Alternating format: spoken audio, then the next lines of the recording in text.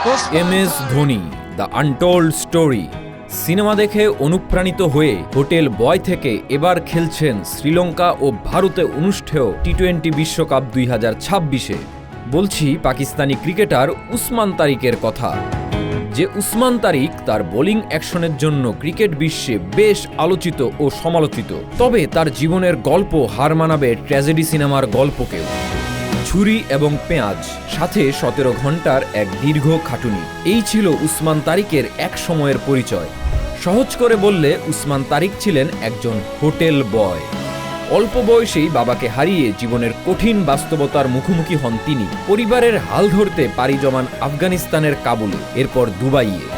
সোনাপুরের labour accommodation, রেস্তোরাঁর কিচেনে দাঁড়িয়ে ঘন্টার পর ঘন্টা সবজি কাটা, পিঠে জমে ওঠা ব্যথা, মনে জমে ওঠা হাহাকার। তবু একটি জিনিস তিনি ছাড়েননি, তা হচ্ছে স্বপ্ন।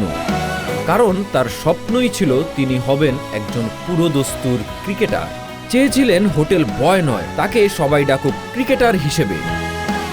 দুবাইয়ে কাজের ফাঁকে ফাঁকে বারবার দেখতেন MS Dhoni the untold story সিনেমাটি।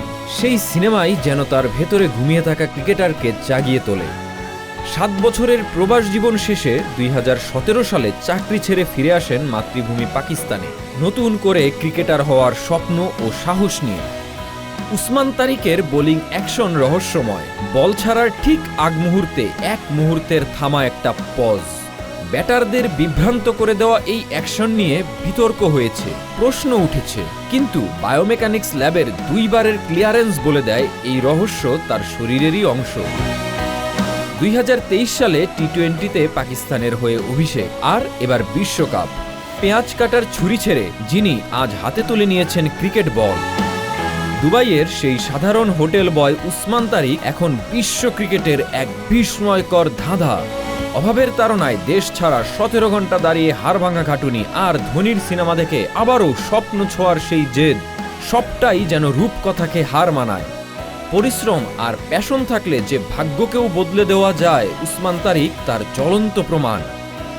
বিশ্বকাপে কি তিনিই হবেন পাকিস্তানের তুরুপের তাস? উত্তরটা না হয় সময়ই বলে দেবে।